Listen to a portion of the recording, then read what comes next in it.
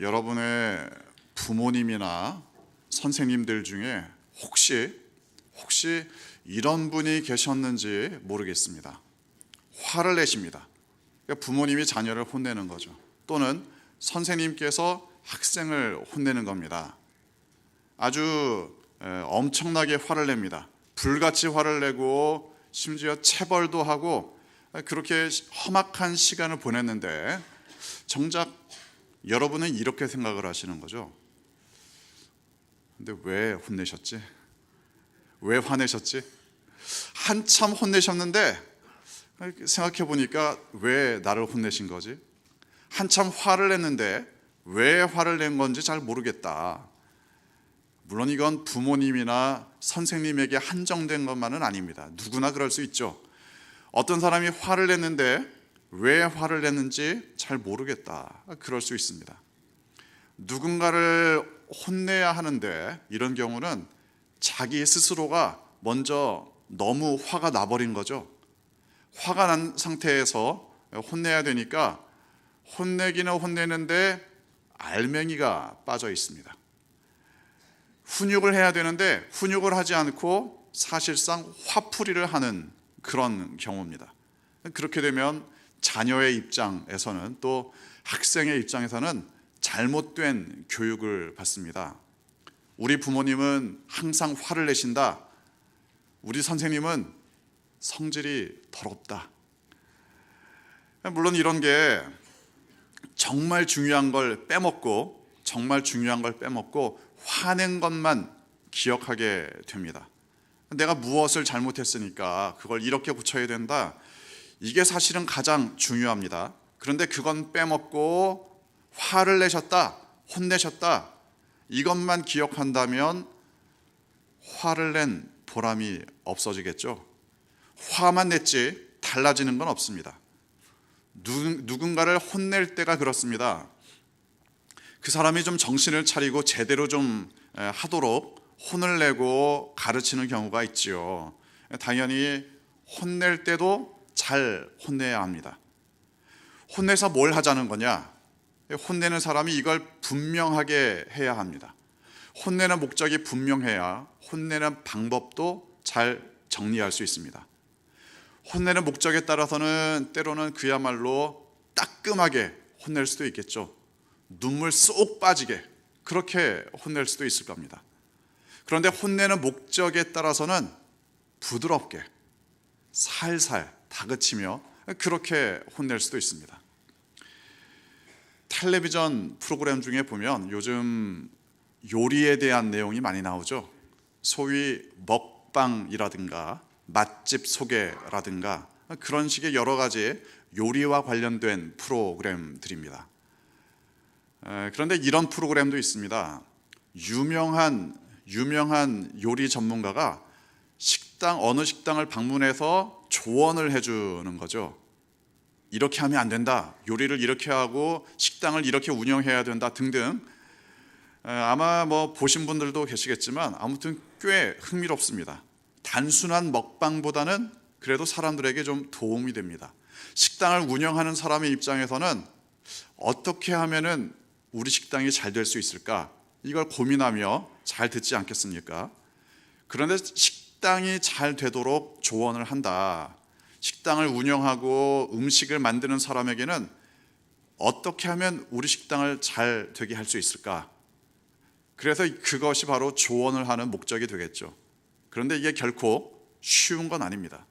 그렇기 때문에 사람에 따라서는 아주 따끔하게 심지어 화를 내면서 호되게 혼을 내는 경우도 있습니다. 그렇게 할 거면 하지 말아라. 집어치워라. 제가 만약 그 식당의 주인이라면 정말 눈물이 쏙 빠질 정도로 그렇게 호되게 혼내는 경우도 있습니다. 그런가 하면 어떤 식당에 가서는 칭찬만 하는 것 같습니다. 이거 정말 맛있다고, 이 정도면 정말 잘하는 거라고, 내가 해줄 말이 없을 정도라고 거의 칭찬만 하는 그런 경우도 있습니다. 그런데 그런 경우도 잘 들어보면 약간씩 보완할 점도 이야기를 해줍니다.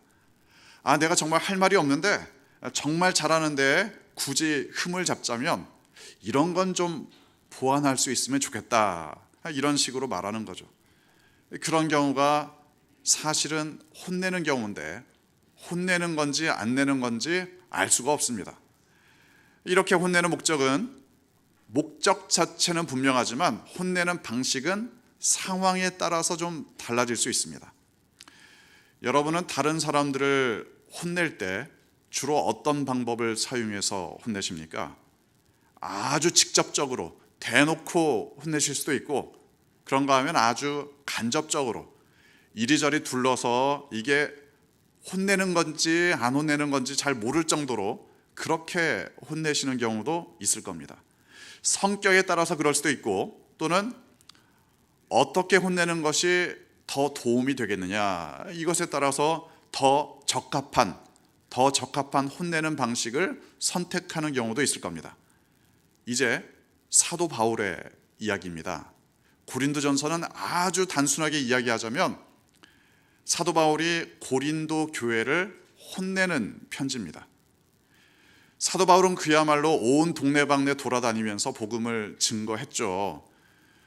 그 과정에서 직접 교회를 세우기도 하고 또 그리스도인들을 훈련시키기도 했습니다. 그런데 복음을 받아들인다는 것과 복음대로 살아간다는 것, 이건 차이가 있습니다. 일단 예수님을 믿는 건 좋은데 예수님 믿는 사람답게 살아간다? 이건 별개의 문제가 됩니다. 그러니까 그리스도인이 되었지만 그리스도인답지 않게 살아가는 사람들이 나오기 시작했다는 말입니다. 한번 생각해 보시기 바랍니다. 여러분이 누군가를 전도해서 그 사람이 예수님을 믿게 됐다. 엄청난 사건입니다. 생명을 구했습니다. 게다가 내가 복음을 전해서 예수님을 믿게 된 사람이 교회를 잘 다닌다, 예수님을 잘 믿는다, 너무나도 아름답게 그리스도인답게 살아간다. 이러면 얼마나 좋습니까? 행복한 일입니다. 그런데 그게 아니라 나중에 들어보니까 그 사람이 그리스도인답지 않게 살아간다. 교회를 다니기는 하지만 덕이 되지 않는다. 교회를 다니는지 안 다니는지 잘 모르겠다. 이럴 정도의 상황이 되면 얼마나 안타깝겠습니까? 게다가 만약 몇 번 잘 타일러 보았습니다. 좀 이렇게 해야 된다. 그랬는데도 여전히 그리스도인답지 않게 살아간다. 그 정도가 되면 좀 화가 날 만도 하겠죠. 내가 얼마나 공들여서 전도했는데, 또 내가 얼마나 잘 섬겨봤는데, 얼마나 수고했는데, 이런 생각도 들고, 또는 어떻게 해서든지 그 사람을 그리스도인답게 살도록 해야 될 텐데, 이런 고민도 생길 겁니다. 그래서 사도 바울은 어떤 방식으로 사람들을 혼냈느냐? 쉽게 말하면 혼내는 데 있어서 사도 바울의 전형적인 방법은 어떤 것이었느냐?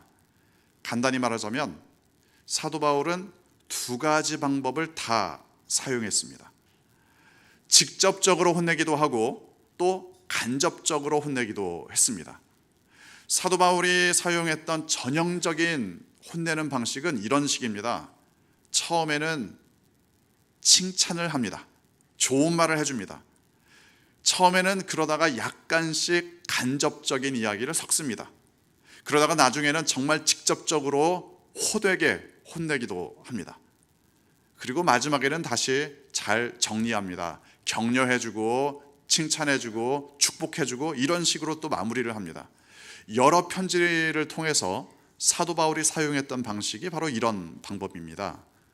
그러니까 고린도 전서도 마찬가지입니다. 사도 바울이 이런 식으로 이야기를 시작하죠. 내가 항상 하나님께 감사한다.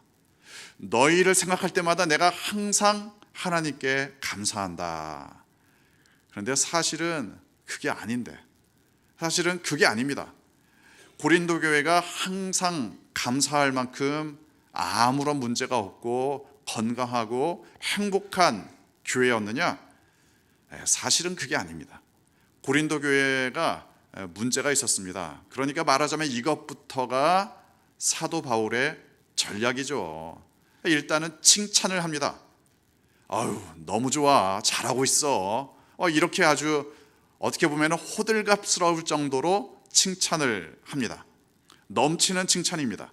그리고 나서는 약간씩 간접적으로 말을 합니다. 본문 8절 함께 읽겠습니다.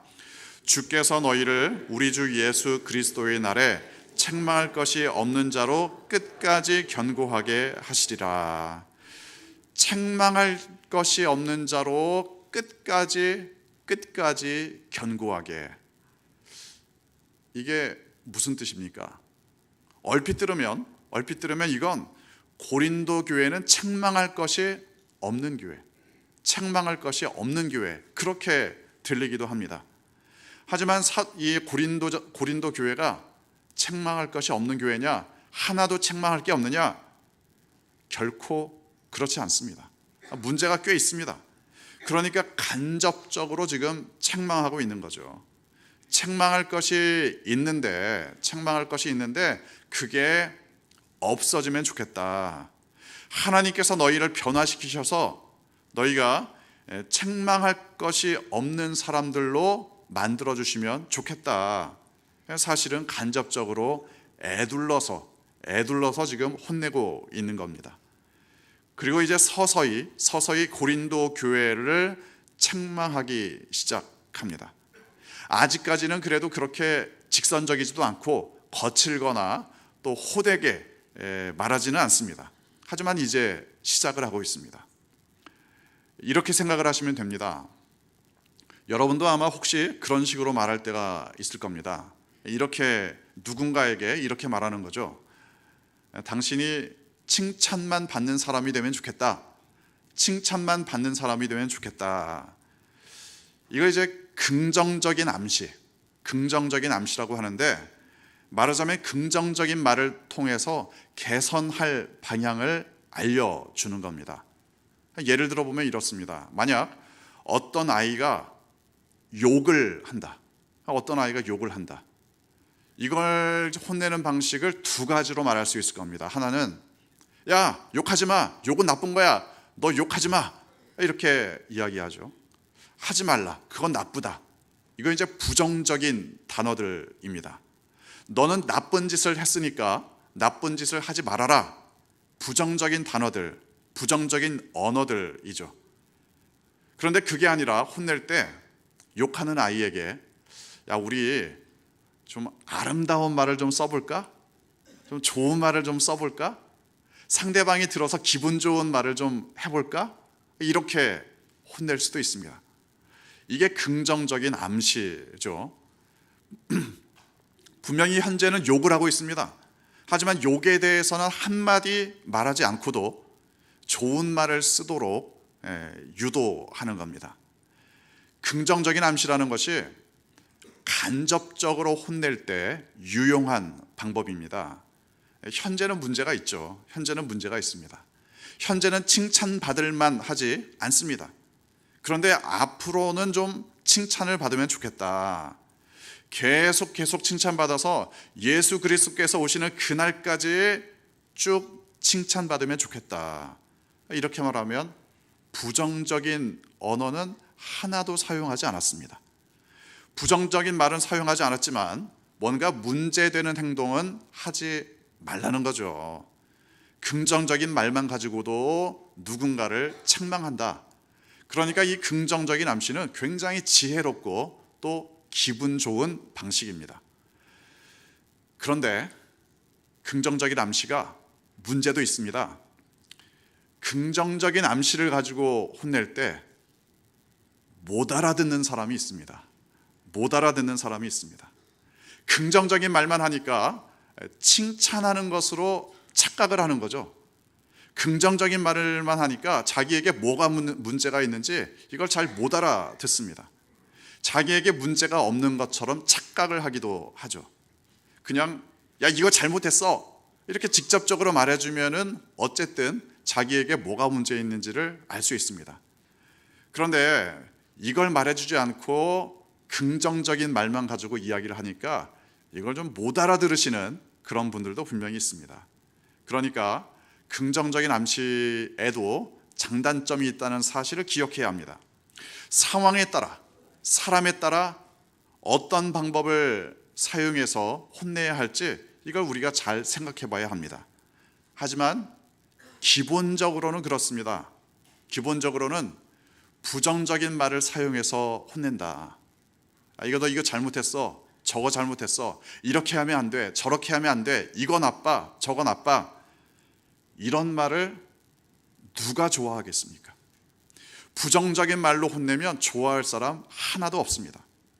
그러니까 사도 바울도 지혜롭게 혼내는 거죠. 처음에는 혼내지 않는 듯이 말하다가 나중에는 서서히 뼈 있는 말로 옮겨갑니다. 마음을 좀 열게 하고 좀 듣고 싶도록 귀를 열게 하고 그 다음에는 좀 아픈 말도 합니다. 내가 항상 감사하게 좀 해줘라. 너희가 좀 책망할 것이 없도록 좀 해줘라. 이런 식으로 약간씩 뉘앙스를 바꿔갑니다. 이런 식으로 일단 시작을 합니다. 물론 이게 끝은 아니죠. 나중에는 직접적으로 눈물 쏙 빠지게 혼내기도 합니다. 하지만 그전에는 좀 달달하게 부드럽게 이야기를 합니다. 칭찬도 하고 또 듣기 좋은 말도 하고 그런 식이죠. 본문 5절부터 7절까지 함께 읽겠습니다. 이는 너희가 그 안에서 모든 일 곧 모든 언변과 모든 지식의 풍족함으로 그리스도의 증거가 너희 중에 견고하게 되어 너희가 모든 은사에 부족함이 없이 우리 주 예수 그리스도의 나타나심을 기다림이라. 사도 바울이 고린도 교회를 향해서 이런 식으로 말합니다. 야, 너희들은 어쩌면 그렇게 말도 잘하고 아는 것도 많고 정말 대단하다. 복음에 대해서 모르는 게 없네. 복음을 또 잘 전하네. 게다가 은사도 정말 많이 가지고 있네. 풍성한 은사를 가지고 교회를 잘 섬기고 있구만. 도대체 뭐 흠잡을 데가 없네. 줄줄 흘러나온다. 뭐가 흘러나오냐? 칭찬이 줄줄 흘러나온다. 여기까지만 들으면 고린도 교회는 이상적인 교회입니다. 완벽한 교회입니다. 지금까지 이런 교회는 없었다. 지금까지 이런 교회는 없었다. 이것은 교회인가 천국인가? 정말 입에 침이 마르도록 계속 칭찬만 합니다. 사실 그렇습니다. 이 고린도 교회가 물론 잘하는 점들이 있었습니다. 사도 바울이 없는 것을 지어서 말하는 건 아닙니다. 분명히 고린도 교회가 장점도 많습니다. 잘하고 있는 것도 많은데 문제는 그게 전부는 아니라는 거죠. 그리고 그 문제들이라는 것이 결국 교회를 힘들게 만들기도 합니다.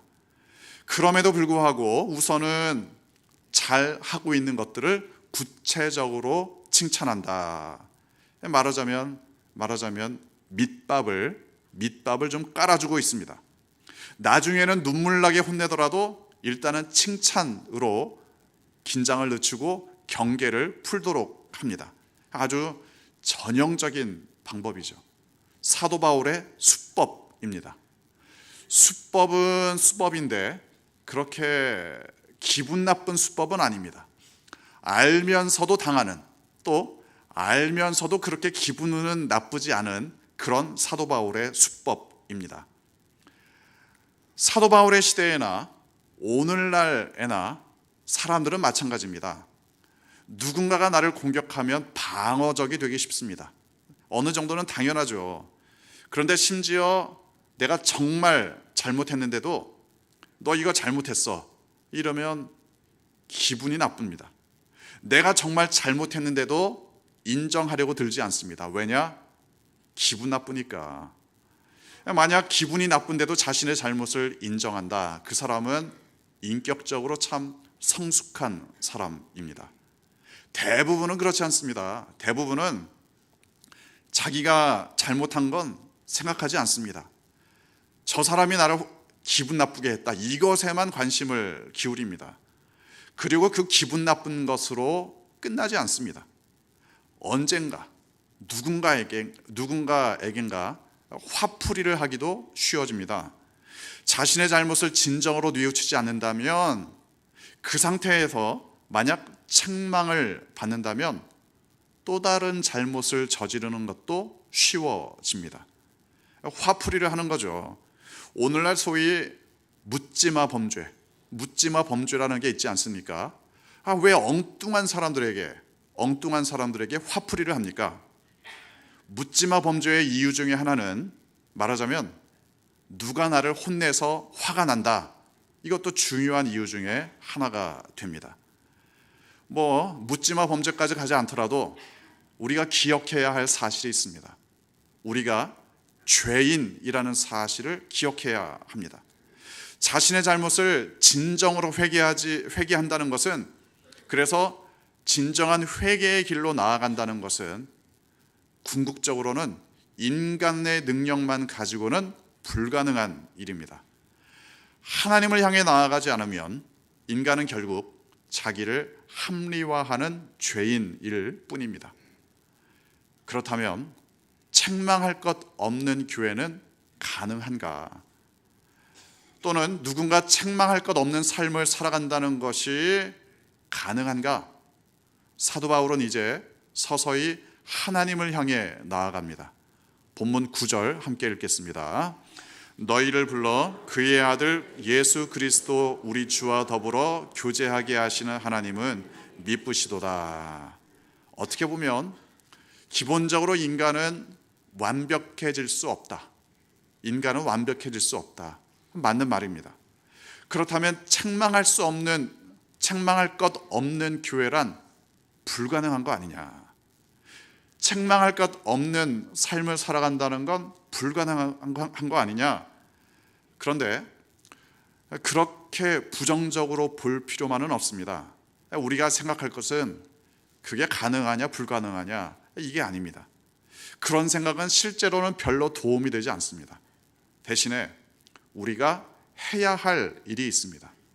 우리가 해야 할 일은 하나님을 향한 방향을 잃지 않는 겁니다. 하나님과의 인격적인 교제를 향해 나아가야 합니다.